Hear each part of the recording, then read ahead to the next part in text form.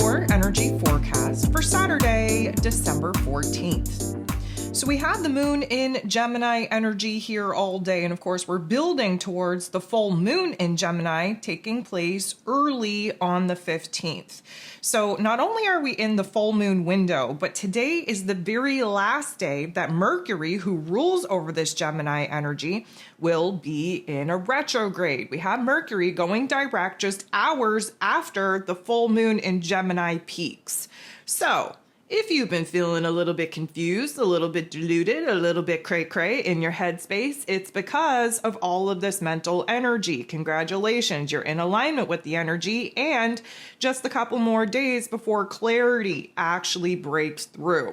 So we're definitely kind of weighing our options at this particular point in time, very divided on the options that we have available to us. But nonetheless, as this full moon illuminates new information, new details, and Mercury stations direct, we're going to gain the clarity that we're currently lacking. So the moon in Gemini, definitely pushing curiosity, definitely trying to keep things light and fluffy, definitely trying to explore different options, different opportunities. We have a lot of mental chatter, a lot going on in our headspace. We are going to have an interesting day here today because today there are 8 different aspects and all 8 are involving the moon, which essentially means this is a moon day, a day of emotional refinement and alignment. And with all of the craziness going on in the headspace, may be a very hard thing to do to get the heart and head in alignment. Because again, as we build to the peak potency of this full moon popping off in the Gemini energy on the 15th, we're still kind of in the dark, so to speak. We're lacking a lot of information and details that we very much need in order to make some informed decisions.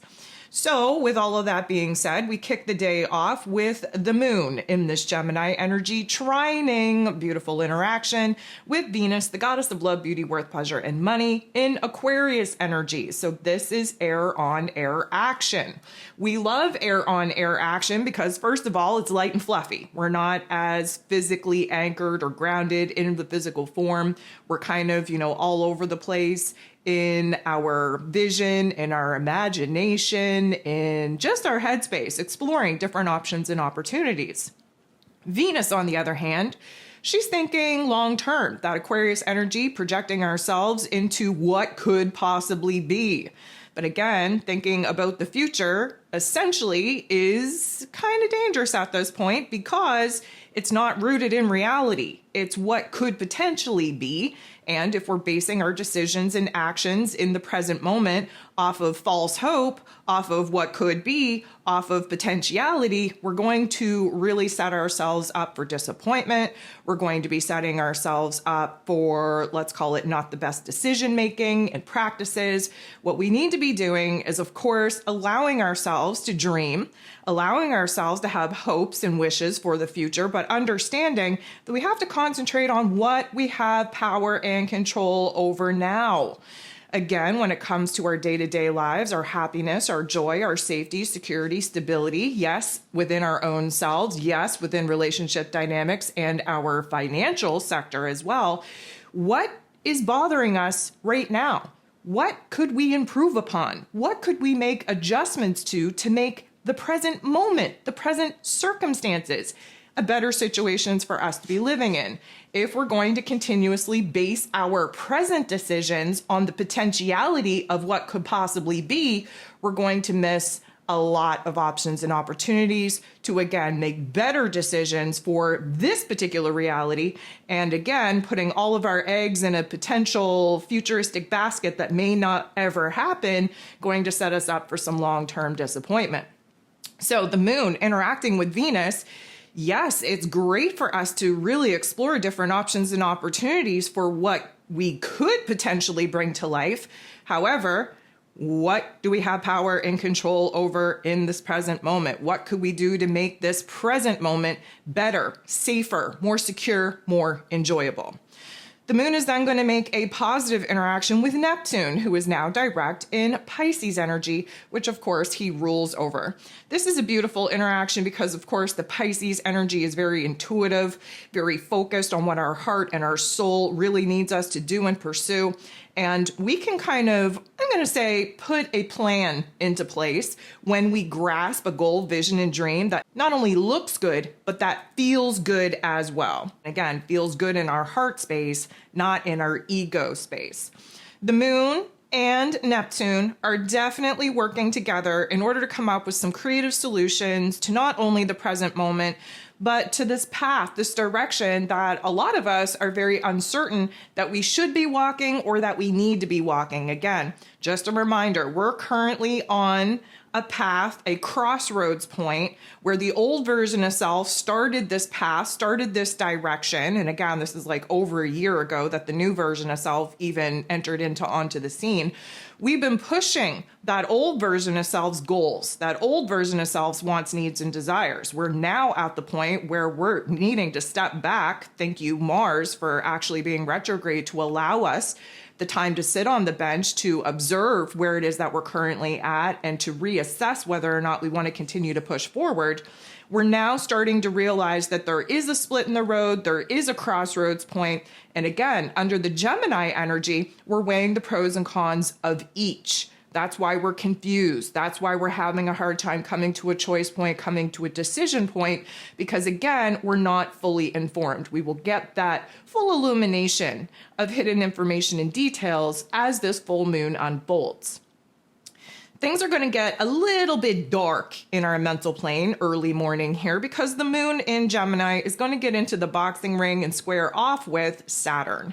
Saturn, of course, he is the Lord of Karma. He rules over roles, responsibilities, systems, structures, foundations, willpower, and discipline. And of course, he is in Pisces energy, trying to dissolve the boundaries, the structures, the foundations, the belief system of the old world that the old version of self had built and created. But of course, there's a little bit of a harsh reality check that comes with Mr. Saturn being aspected in not such a nice way. And he brings limitation and restriction. And so again, we're being blocked from seeing the greater, grander picture. We're being blocked from the information, the details that we currently feel like we need in order to make an informed decision on the path, the direction that we want to take from here. There's going to be a little bit of a limitation of restriction on our ability to actually articulate our thoughts, our emotions correctly. There's going to be an energy here just because, again, we're nearing this alignment with Jupiter, which will be taking place here later in the afternoon, where we're almost concerned that we are kind of sharing too much, that we are too over emotional, that we are making a big deal out of things that don't need to be kind of made a big deal about. And we're kind of slipping, if you will, in realizing that we're letting our emotions get the best of us and we're not as connected to the logical, practical side of our reasoning, of our thinking as we need to be, especially in making some of the decisions that, again, have a sense of urgency, a very heavy weight. Again, we are moving into the solstice energy here shortly. That is going to be a karmic reset, and we are definitely feeling the applied pressure from that. Now, the moon is going to go ahead, make a positive interaction with the North Node in Aries energy. So we are thinking about the future. We're thinking about our options and opportunities to kind of, A, pursue the path that we've been pursuing for the last year that, again, belongs to the old version of self. B, pursue a brand new path, even though we don't know what that is or what that looks like, but it is more resonant with the heart and soul space because the new version of self, again, being anchored in more and more. And then C, we're kind of realizing where it is that we have an option and opportunity to kind of grow, to evolve. But that particular path is kind of scary because we haven't walked it before. It is very foreign to us. It's an outlandish type of idea that, again, we feel called. There's some sort of excitement and inspiration there to explore and to pursue. But at the same time, the weight of the to-do list that we would have to complete in order to break away from where it is that we've been currently walking and kind of pivot onto that new path, the to-do list is very daunting. It comes with a lot of weight, a lot of accountability, a lot of responsibility that many of us don't feel like we have the energy at this particular point in time to actually do or pursue. So 1:43 p.m. Eastern Standard Time, the moon in Gemini is going to come up to, bump into, team up with Jupiter. Jupiter is the planet of growth, expansion, beliefs, abundance, blessings. He's currently retrograde, again, looking back, reflecting back, revisiting old ideas, old perspectives, old understandings, old options, old opportunities in this Gemini energy. And a conjunction is just as much of an ending as it is a beginning. And Jupiter brings the hype. He brings the growth.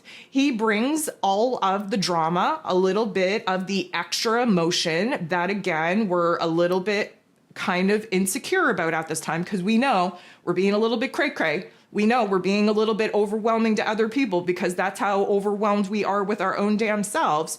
This particular energy is going to put into perspective where it is that we're doing too much, where it is that we're feeling too much, where it is that we're thinking too much, where it is that we're just overwhelmed with all of the things. However, this is a beautiful interaction because it's going to magnify our passions, our desires to move on, to learn, to grow, to evolve, to connect the dots of our past to our present moment, laying out a beautiful framework on where it is that we would like to go from here. And so, yeah, there's going to be a magnification of the chaos in our mental plane, in our emotional realm. You have to get a grip over your mind, your body, your soul. You have to be in control instead of allowing it to control you. So this is going to be a pivotal point where everything's going to feel like it's too much, like we're overwhelmed. However, there's also this underlying excitement because we know we're on the cusp, the precipice of a major change. The moon is then going to go ahead and make an awkward interaction with Pluto. Pluto being the great transformer. Also in this Aquarius energy, it is air on air action. However, it's not a good interaction. And so what happens here is we're losing our positive mindset. We're losing our focus. Instead, we are feeding off of the excitement, the inspiration that get triggered and activated with this interaction with Jupiter. And suddenly, again, like clockwork, the minute that our higher selves, the minute that our intuition, the minute that our heart and soul self realize that we're onto something, we're onto change, we're onto growth, we're onto evolvement, the ego programming kicks in, tries to pull us on back. This is where our fears, our doubts, our insecurities are going to get the best of us. This is when, again, we take a trip down the negative part of memory lane and we really start convincing ourselves that, again, the excitement of the path in which we explored earlier in the day could never come to be. We're kind of justifying, making excuses on why we have to talk ourselves out of something exciting, out of something inspiring. And again, this is the egoic programming's way of keeping you in a state of paralysis. We have to override this programming. The moon is then going to sextile, which is a beautiful interaction, with Chiron, the wounded healer, who is retrograde in Aries energy. And this is a beautiful interaction for us, especially coming out of the not so nice interaction with Pluto, because this is us building ourselves up. This is us anchoring in this new version of self, putting into perspective that we couldn't be dealing with the situations that we're currently dealing with in this present moment 6 months ago, a year ago, because the old version of self would have been in control and stagnancy, fears, insecurities, and doubt would have definitely reigned supreme. We're starting to realize how much we've grown, how much we've healed, how much we've changed. And because of that, we are semi-excited to really kind of, again, give ourselves permission to explore the unbeaten path, the direction that feels good to our heart and soul space, but feels absolutely terrifying to our ego self because there's no real plan. Again, the ego wants the plan. The higher self, the soul self, the heart space just needs you to trust, have faith, and take that leap of faith onto a new path, into a new direction. The last thing that we got going on here today is the moon in this Gemini energy semi-squaring, creating a little bit of tension and conflict with Mars, the god of war, ruling over our physical energy, our drive, our passion, our desires, even our anger, who of course is retrograde, sitting our asses on the bench, observing where it is that we're coming from, where it is that we're at, where it is that we have a desire to go, reassessing our passion, our excitement, reassessing our worth, our values, reassessing what actually makes our heart happy. Now, are we going to take action upon it? No, it is not time for that. It is a time to do the work inside of yourself to identify what motivates you, what inspires you, what puts you in a situation to feel hell-bent, damn well determined to actually see something through. But of course, this is a not so nice interaction. This is a semi-square. So we're going to learn these things through tension, through conflict, through a trigger, through an activation. But nonetheless, the ants in our pants, the restlessness, the frustration, the anger that might actually creep up, huge indicators where it is that we have to break away from where it is that we're currently at and make some major moves, again, in our mental plane, in our emotions. This isn't a time of action. This is a time of inner realm action, coming to a certain term of acceptance on what we have to move away from and what it is that we now want to move closer to.